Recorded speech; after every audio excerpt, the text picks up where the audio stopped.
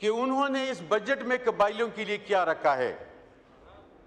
Health اور education جو اہم ادارے ہیں اس کے لیے فنڈ کا بھی بتا دے کہ اس کے لیے کتنا فنڈ رکھا ہے, اور بندوق کے خوف سے ڈیفنس کے لیے کتنا رقم رکھا ہے. کہ ہم فاٹا والے ایک تو علاقے میں ہماری جغرافیائی اہمیت کے لحاظ سے تباہ برباد ہے. ایک یہاں پہ آج بڑا سپریم موقع تھا کہ میں فارم 47 کے منتخب وزیر اعظم کے سامنے بات کر سکوں فاٹا کی, وہ بھی چلے گئے, لہٰذا بجٹ پہ میں بات نہیں کر سکا. IMF کی اور بندوق کی خوف سے بننے والا یہ وفاقی بجٹ عوام دوست بجٹ نہیں ہے, عوام دشمن بجٹ ہے. لہٰذا اس میں قبائلیوں کے لیے کچھ نہیں رکھا گیا. 18% خام مال پہ ٹیکس اور 6% سیل ٹیکس, یہ قبائلیوں کے ساتھ ظلم ہے. اور اسے آگے جب ٹرانزیشن پیریڈ قبائلی علاقوں میں ٹیکس فری علاقے میں آپ لوگوں نے جو ٹیکس لیا ہے گزشتہ 6 سالوں سے, قبائل تو اس کی ڈیمانڈ کر رہے ہیں. آپ لوگ ایکسٹرا ٹیکس لگا کر ان لوگوں پہ جو ان کے گھر مسمار ہو چکے ہیں, وہ بے گھر متاثرین کی زندگی گزار رہے ہیں, اس کے اسکول روڈ تباہ ہو چکے ہیں. اور کس کی جنگ میں 9/11 کے بعد قبائلی علاقے کا این سے این بجا دیا گیا ہے. وہاں پہ مشران قتل ہوئے, بے گھر ہوئے, ان کے بچے بغیر تعلیم کے بڑے ہو گئے. دنیا کے مسلمہ اصول ہے کہ جہاں پہ سہولتی دی جاتی ہے وہاں اس سے ٹیکس لیا جاتا ہے. ہم پہ جنگیں مسلط کر کے, ہمیں بے گھر کر کے, ہم پہ ڈالر لے کے, اور ہمارے اوپر ٹیکس بھی لگایا جاتا ہے. یہ کہاں کا قانون ہے؟ کیا قبائلیوں پہ صرف اور صرف پاکستان کے ان 72 لوگوں کا, ان مقتدر حلقوں کے سربراہوں کی جیب بنے جاتے ہیں؟ امریکہ کے کہنے پہ ان کو خوش کیا جاتا ہے؟ 3 باتیں ہماری تباہی کے سبب بن رہے ہیں. ایک تو یہ کہ حلف برداری کے سب سے بڑے اور پروکار تقریب ہوتے ہیں, وہاں پہ خرچے ہوتے ہیں, حلف لیا جاتا ہے, لیکن اس پہ عمل کرنے کو کوئی بھی تیار نہیں.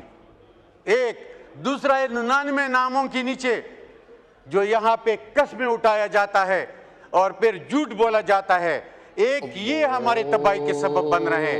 دوسرے اس میں معدنیات کے پیچھے اور ڈالروں کی اصول کے لیے کیے جانے والے درجنوں آپریشن ہے جو اس خطے کو تباہ برباد کر کے رکھ دیا ہے.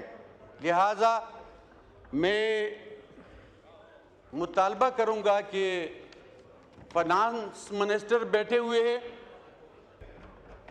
یہ وہ باتیں ہیں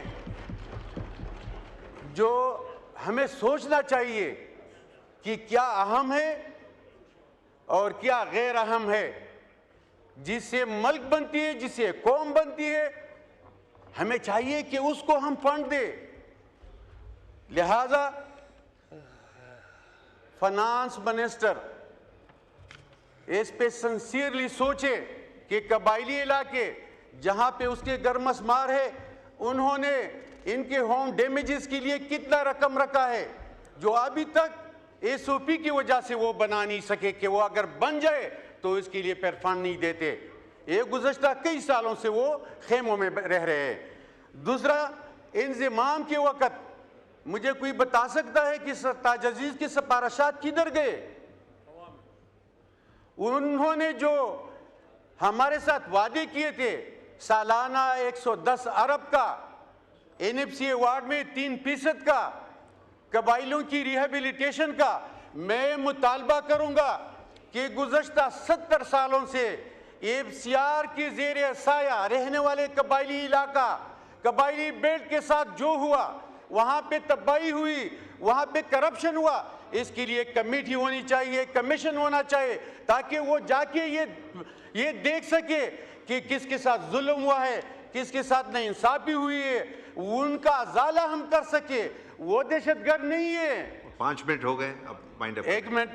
وہاں پہ دہشت گرد نہیں، انہی وجہ سے وہ چلے گئے، خفا ہو گئے، وہ جنگلوں میں بیٹھے ہیں. لہٰذا میں اسٹیٹ سے مطالبہ کروں گا کہ انضمام کے وقت کیے گئے وعدے پورے کرے اور ہمیں سالانہ 110 ارب دے.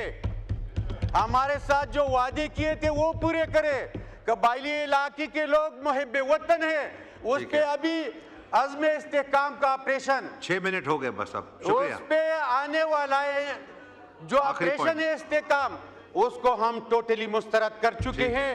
کل پشاور میں قبائلی جرگہ ہے، اس میں تمام سٹیک ہولڈر کو بلایا گیا ہے. وہاں پہ فیصلہ ہوگا کہ قبائلی علاقوں بشمول خیبر پختونخوا میں جو آنے والا شکریہ. اسد قیصر صاحب آن پوائنٹ آف آرڈر.